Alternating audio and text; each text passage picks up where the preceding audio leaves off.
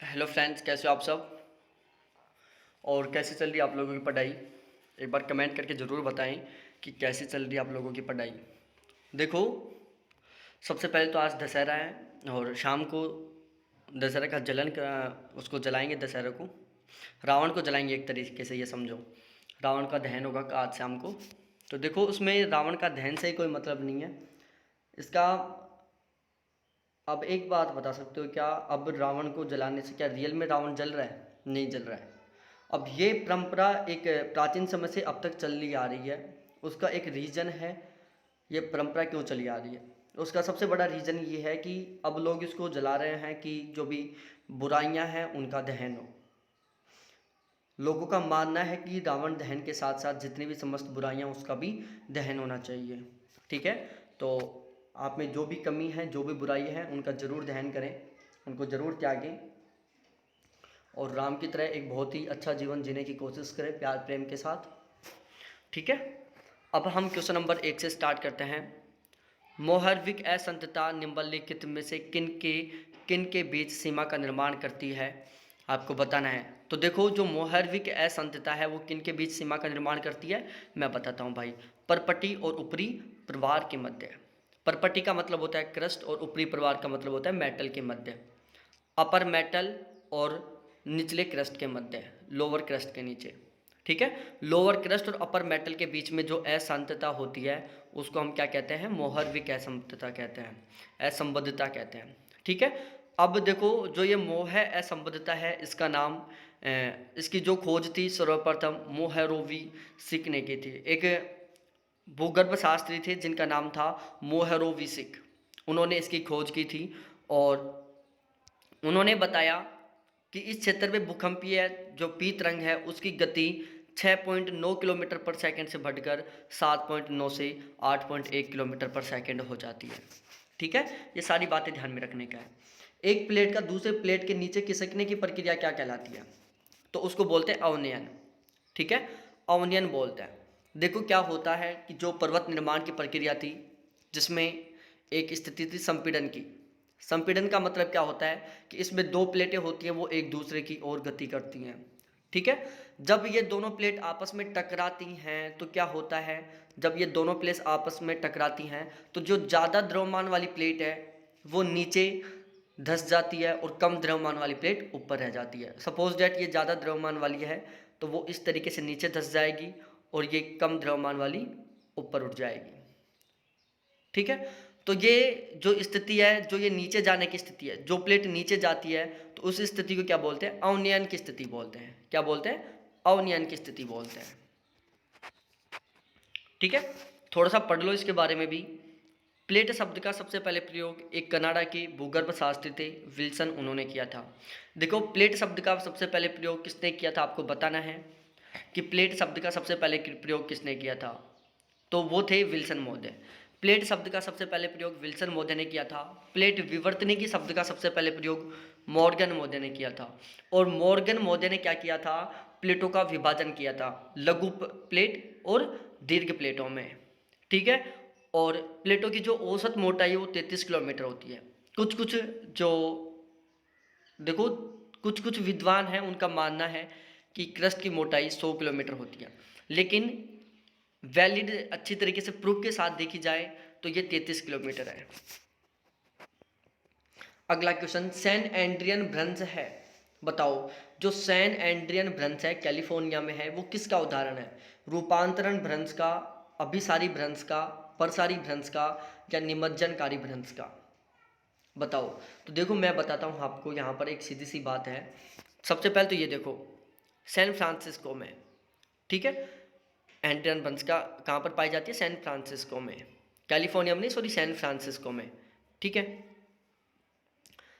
San Adrian भ्रंश कहाँ पर है? सैन फ्रांसिस्को में। मैंने अभी कैलिफोर्निया बताया था, वो नहीं कि सैन फ्रांसिस्को कैलिफोर्निया में है। ये भी ध्यान में रखना आपको, सैन फ्रांसिस्को कैलिफोर्निया में ही है। अब इसका निर्माण कैसे होता है? देखो भाई, इससे रिलेटेड कुछ बातें हैं।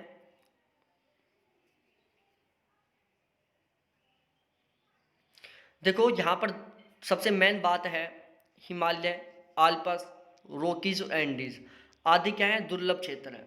क्या है? दुर्बल क्षेत्र है। दुर्बल क्षेत्र क्या होता है? कि भ्रंश रेखाओं पर उत्पन्न होने वाले भूकंप उन्हीं क्षेत्रों में आते हैं जहां की भूगर्भिक चट्टानें संतुलित नहीं हो पाई हैं। ऐसे क्षेत्रों को दुर्बल क्षेत्र कहा जाता है। ठीक है। और देखी जाए तो भाई जो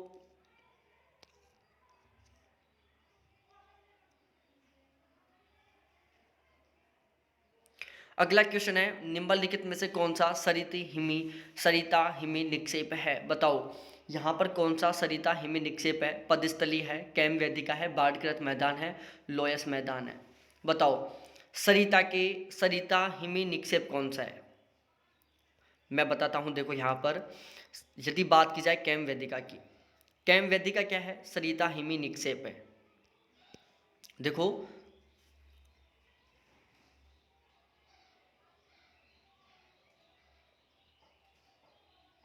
देखो हिमनद के अग्रभाग में हिम के पिघलने के पश्चात रेत एवं बजरी का निक्षेप टीले के रूप में जमा होता है। ठीक है। हिमनद के अग्रभाग में हिम के पिघलने के पश्चात रेत एवं बजरी का निक्षेप टीले के रूप में होता है, जिसे कैम कहते हैं। हिम के बड़े बड़े टुकड़ों के पिघलने के फलस्वरूप बने गर्त को कैटिल कहते हैं। ठीक है। हिम के जब बड़े बड़े टुकड़े पिघल जाते हैं तो उससे गर्त का निर्माण होता है, जिसको कैटिल कहते हैं। और हिम के पिघलने से जो उसका जो कंकड़ रेत बजरी है जो वो निक्षेपित हो जाते हैं, तो उनसे एक टीले का निर्माण होता है, जिसको कैम कहते हैं। अगला क्वेश्चन, निम्नलिखित में से किस विद्वान ने परवाल भित्ति से संबंधित अवतलन सिद्धांत दिया था? बताओ। तो देखो परवाल भित्ति के संबंध में जो अवतलन सिद्धांत था वो डार्विन महोदय ने दिया था। डार्विन महोदय ने दिया था। देखो परवाल भित्ति की उत्पत्ति के संबंध में दो प्रकार के सिद्धांत थे। एक वो सिद्धांत था जो जिनका मानना था, दो प्रकार के सिद्धांत थे। एक प्रकार में तो वो शामिल थे जिनमें विद्वानों का मानना था कि जो परवाल भित्ति का निर्माण होता है उसमें क्या होता है, आधार तल में निमज्जन होता है। आधार तल में लगातार क्या होता है, निमज्जन होता है। ठीक है। दूसरी साइड विद्वानों का मानना था कि जो आधार तल है वो बिल्कुल स्थिर है। ठीक है। एक साइड विद्वानों का मानना था कि जिस आधार तल पर परवाल भित्तियों का निर्माण होता है वो बिल्कुल सदैव स्थिर रहती है। दूसरे साइड विद्वानों का मानना था कि जिस आधार तल पर परवाल भित्ति का निर्माण होता है उसमें लगातार निमज्जन होता है, वो धीरे धीरे लगातार नीचे जाती है। ठीक है, धंसती जाती है लगातार नीचे। अब उसमें क्या था, भू अवतलन सिद्धांत डार्विन ने दिया था, जो किस पर आधारित था कि जो आधार तल है उसमें लगातार क्या होता है, अवतलन होता रहता है, वो लगातार नीचे धंसता रहता है। दूसरी साइड दो सिद्धांत हुए, स्थल स्तर सिद्धांत जो मर्रे ने दिया था और हिमानी नियंत्रण सिद्धांत जो डेली महोदय ने दिया था। इनका मानना था कि आधार तल में किसी भी प्रकार का कोई भी धसाव नहीं होता है। ठीक है। अब हम इसके बारे में कुछ पढ़ लेते हैं। अवतल सिद्धांत का सबसे पहले प्रतिपादन कैमिलो विलो ने किया था। ठीक है। जो अवतलन सिद्धांत था उसका सबसे पहले प्रतिपादन किसने किया था, कैमिलो ने किया था। किसने, कैमिलो ने।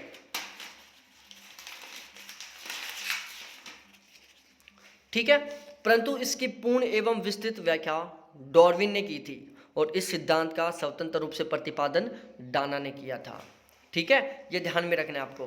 अवतलन सिद्धांत का सबसे पहले प्रतिपादन किसने किया, कैमिलो ने किया था।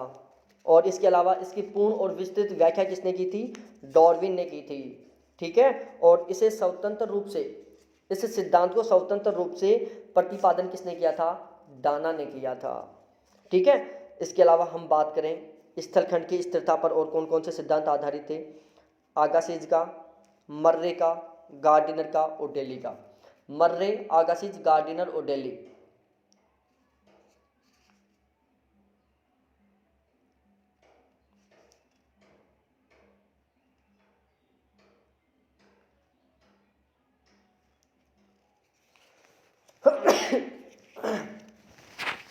मर्रे, आगासिज, गार्डिनर और डेली का जो सिद्धांत था वो स्थलखंड की स्थिरता पर आधारित था। इनका मानना था कि आधार तल में किसी भी प्रकार का कोई भी धसाव नहीं होता है, वो बिल्कुल ऑलवेज स्थिर रहता है। अगला क्वेश्चन बहुत प्यारा है। वर्ष 1750 के बाद से वायुमंडल में हुई कार्बन डाइऑक्साइड की वृद्धि के संबंध में निम्नलिखित में से कौन सा प्रतिशत वर्ग सही है? 5 से 10%, 10 से 15%, 15 से 30% और 30% से अधिक। बताओ यहाँ पर सही आंसर क्या होगा। बहुत शानदार सा क्वेश्चन है, बहुत सिंपल सा क्वेश्चन है, हर किसी को सही आंसर देना है। ईमानदारी के साथ बता रहा हूँ, बिल्कुल भी डिफिकल्ट क्वेश्चन नहीं है ये वाला, ठीक है। अब देखो आप पर डिपेंड करता है आप आज इसका आंसर कैसे देते हो। देखो मैं बताता हूँ, यहाँ पर 30% से अधिक वृद्धि हुई है। 1750 के बाद में कार्बन डाइऑक्साइड की मात्रा में 30% की वृद्धि हुई है। देखो इस 30% की वृद्धि के कारण क्या हुआ है, वर्तमान समय में जो कार्बन डाइऑक्साइड की मात्रा वो 0.039% हो गई है। दूसरी साइड देखी जाए, इस 30% की वृद्धि के कारण जो वायुमंडल या पृथ्वी का जो औसत टेम्परेचर है उसमें 2 डिग्री सेल्सियस की वृद्धि हुई है। आगे बात की जाए, अभिकथन ए, ITC-Z का स्थानांतरण भूमि की अपेक्षा समुद्र पर अधिक होता है। ठीक है। कारण आर की बात की जाए, भूमि की सतह जलाशय की तुलना में अधिक गर्म हो जाती है। ठीक है, अभिकथन और कारण दोनों दिए हुए हैं, सही आंसर देना है आप सभी को कि यहाँ पर राइट आंसर क्या होगा।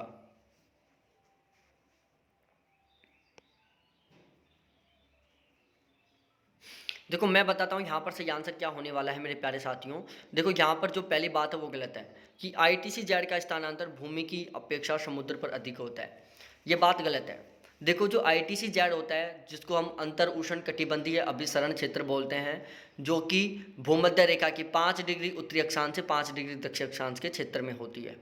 ठीक है, तो इसकी बात की जाए तो भाई लोगों इसका जो स्थानांतरण है वो समुद्री भाग पर अधिक नहीं होता बल्कि स्थलीय भाग पर अधिक होता है।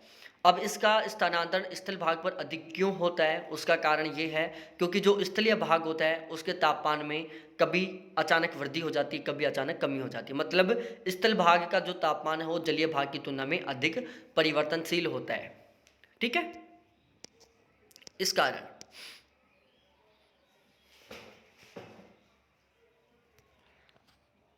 और देखो ध्यान रखना, ITC-Z की आदर्श स्थिति भूमध्य रेखा के दोनों ओर 5 डिग्री उत्तर से 5 डिग्री दक्षिणी अक्षांशों के मध्य होती है। ये बात भी आपको ऑलवेज ध्यान रखनी है, बहुत सिंपल सी बहुत साधारण सी बात थी। ठीक है, ये सारे कंटेंट आपको ध्यान में रखना है, बहुत इंपॉर्टेंट है सारा।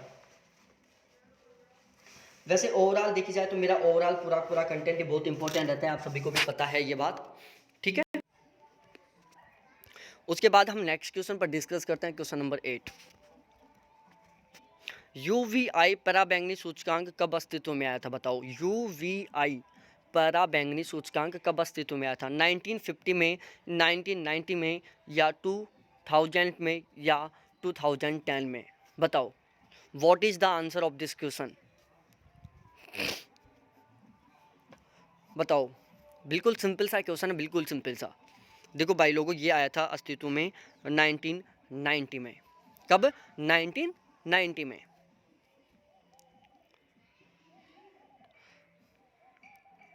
देखो यहाँ पर हमें मिलान करना था कि कौन सी गैस किस तरीके से वायुमंडल में कौन सी गैस की कितनी मात्रा विद्यमान है। बहुत सिंपल सा क्वेश्चन है, बहुत इजी सा क्वेश्चन, मैं बता देता हूँ भाई लोगों, थोड़ा सा ध्यान से पढ़ोगे। देखो सबसे ज़्यादा है ऑक्सीजन, नाइट्रोजन है 78%, उसके बाद है ऑक्सीजन है 21%, उसके बाद है कार्बन डाइऑक्साइड। देखो कार्बन डाइऑक्साइड है 0.039% और ऑर्गन है 0.934%। तो सबसे ज़्यादा मात्रा किसकी है, नाइट्रोजन की, फिर ऑक्सीजन की, फिर ऑर्गन की, और फिर कार्बन डाइऑक्साइड की। अब इसमें ऑर्गन की बात की जाए तो ये क्या है, एक अक्रिय गैस है। कैसी है, अक्रिय गैस है ये ना, ऑर्गन है एक अक्रिय गैस है। देखो एक स्टोलर महोदय थे, स्टोलर महोदय ने एक बात बोली थी कि भाई जो वायुमंडल का 97% भाग है ना वो 29 किलोमीटर की ऊंचाई तक व्याप्त है। ठीक है, ये बात ध्यान में रखना। और वायुमंडल की जो मैक्सिमम ऊंचाई है वो है 10,000 किलोमीटर। अगला क्वेश्चन, क्वेश्चन नंबर 10।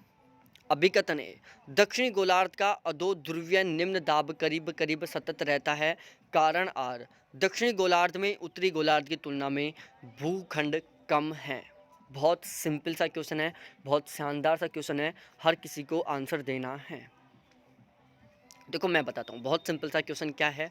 ध्यान से पढ़ना। देखो, दक्षिणी गोलार्ध का अधो ध्रुवीय निम्न दाब करीब करीब सतत रहता है। कारण आर, दक्षिणी गोलार्ध में उत्तरी गोलार्ध की तुलना में भूखंड कम है। अरे भाई लोगों, कितना शानदार क्वेश्चन है। देखो दोनों बातें। देखो, स्थलखंड का जो 90% भाग है उत्तरी गोलार्ध में, वो सॉरी पॉपुलेशन का मैंने गलत बता दिया। जो स्थलखंड है उसकी अधिकता कौन से में? उत्तरी गोलार्ध में। दक्षिणी गोलार्ध में जलीय भाग की अधिकता है। जब दक्षिणी गोलार्ध में जलीय भाग की अधिकता होती है तो क्या होता है? जल में एक गुण पाया जाता है, वो है समानता का। समानता का नहीं, वो किसका गुण होता है, उसको क्या बोलते हैं ना, जो जलीय भाग होता है उसमें एक गुण पाया जाता है। गुण ये होता है कि जो जल होता है वो अधिक टेम्परेचर होने पर धीरे धीरे गर्म होता है, कम टेम्परेचर होने पर धीरे धीरे ठंडा होता है। जबकि स्थलीय भाग में क्या होता है, अधिक टेम्परेचर होते तुरंत टेम्परेचर हाई हो जाता है स्थलीय भाग का भी। ओवरऑल टेम्परेचर कम होने पर स्थलीय भाग का टेम्परेचर भी तुरंत बिल्कुल लो हो जाता है। तो ये एक सबसे बड़ा कारण है। तो देखो, दक्षिणी गोलार्ध का अधो ध्रुवीय निम्न दाब करीब करीब सतत रहता है, बात तो बिल्कुल सही है। दक्षिणी गोलार्ध में उत्तरी गोलार्ध की तुलना में भूखंड कम है, ये बात भी बिल्कुल सही है, और इसका कारण ये है। ठीक है, समझ में आ गया होगा आपको। देखो, एक बात क्या है कि जो सूर्य है अपनी क्या करता है, उत्तरी गोलार्ध में और दक्षिणी गोलार्ध में क्या करता है, गति करता रहता है, कभी उत्तरी गोलार्ध में कभी दक्षिणी गोलार्ध में। तो जब उत्तरी गोलार्ध में आता है तो उसको उत्तरायण बोलते हैं, जब दक्षिणी गोलार्ध में जाता है तो उसको दक्षिणायन बोलते हैं। ठीक है, तो जब सूर्य उत्तरी गोलार्ध में जाता है तो वायुदाब पेटी उत्तर की ओर खिसक जाती है, जब सूर्य दक्षिणी गोलार्ध में आता है तो वायुदाब दक्षिण की ओर खिसक जाता है, वायुदाब पेटी दक्षिण की ओर खिसक जाती है। सिंपल सी क्वेश्चन था। हाँ, अगला क्वेश्चन। 20 मिनट की वीडियो रहेगी आज का, हमारा 20 मिनट का क्लास रहेगा, ज़्यादा लंबी क्लास नहीं रहेगी, क्योंकि आज आप भी बिजी होंगे थोड़े थोड़े। आज रावण दहन है, नाइट को होने वाला है। हम लोगों ने भी रावण बनाया है, क्योंकि पहले क्या होता था, बाहर से टीम आती थी बनाने के लिए और बहुत ही अलग तरीके का बनता था, लेकिन अब की बार ऐसा कुछ नहीं हो पा रहा है।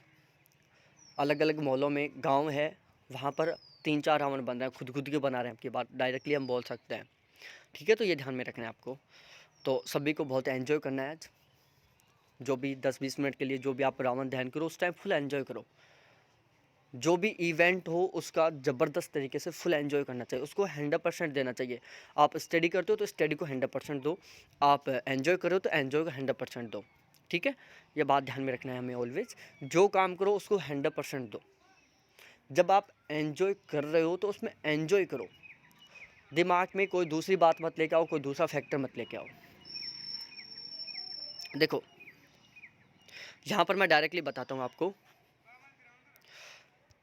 निम्नलिखित में से किस क्षेत्र में समुद्री जल की लवणता अधिक होती है? तो देखो, मैंने आपको एक बात बताई थी, जो समुद्री जल की लवणता है उसका क्या होता है। देखो, सबसे ज़्यादा समुद्री जल की लवणता मैं बताता हूँ, 20 से 40 डिग्री अक्षांश। ठीक है, फिर उससे कम होती है 0 से 20 डिग्री, फिर उससे कम होती है 40 से 60 डिग्री, उससे कम होती है 60 से 90 डिग्री। ठीक है, ये अक्षांशों का वितरण है, इस तरीके से लवणता का वितरण होता है। ठीक है, तो 20 से 40 के बीच में कौन सा क्षेत्र होता है? उपोष्ण क्षेत्र होता है। ठीक है, यहाँ से देखते हैं ना, यहाँ पर सबसे ज़्यादा उपोष्ण क्षेत्रों में लवणता रहती है, उससे कम विषुवतीय क्षेत्र में होती है, उससे कम अधो ध्रुवीय क्षेत्रों में होती है, और सबसे कम ध्रुवीय क्षेत्रों में होती है। ठीक है, एक चैलेंजर अभियान हुआ था। ठीक है, और उस दौरान एक डिटमर महोदय थे जिन्होंने टोटल 47 प्रकार के लवणों की खोज की थी, जिसमें बताया था कि सबसे ज़्यादा सोडियम क्लोराइड रहता है 77.8%, फिर मैग्नीशियम क्लोराइड रहता है 10.9%, फिर मैग्नीशियम सल्फेट रहता है 4.47%, फिर कैल्शियम सल्फेट रहता है 3.06%। चलो ठीक है, आज का लास्ट क्वेश्चन है हमारा, निम्नलिखित में से कौन सा सभी ज्वारों के सर्वाधिक संचलन के लिए उत्तरदायी है? निम्नलिखित में से कौन सा सभी ज्वारों के सर्वाधिक संचलन के लिए उत्तरदायी है? महासागरों का आकार, गुरुत्वाकर्षण खिंचाव, महाद्वीपों की आकृति, महासागर की लवणता।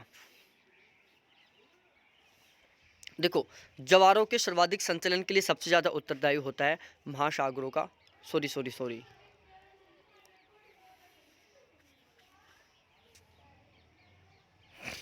देखो, यहाँ पर पढ़ते हैं हम, महासागरों का आकार, इनमें देखो यहाँ पर कोई ज़्यादा बड़ा फैक्टर नहीं है कोई सा भी, ठीक है। यदि यहाँ पर किसी भी ज्वारीय बल का प्रयोग होता, ज्वारीय बल शब्द का या गुरुत्वाकर्षण बल शब्द का प्रयोग होता, तो उसका हम आंसर देते।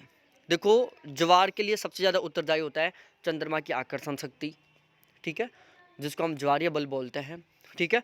उससे कम जो पॉसिबिलिटी होती है, उससे कम जो योगदान होता है वो होता है महासागरों का आकार, ठीक है। तो यहाँ पर देखी जाए आकृति, महाद्वीपों की आकृति का ज्वारों पर ज़्यादा प्रभाव नहीं पड़ता, महासागर की लवणता का भी नहीं पड़ता, गुरुत्वाकर्षण के खिंचाव, पृथ्वी के गुरुत्वाकर्षण के खिंचाव का भी कोई प्रभाव नहीं पड़ता। सबसे ज़्यादा प्रभाव पड़ता है महासागरों के आकार का, ठीक है। यह ध्यान में रखना है आपको। तो बहुत बहुत धन्यवाद आप सभी को देखने के लिए। हम थोड़ा सा ये भी पढ़ के बता देते हैं आपको। जब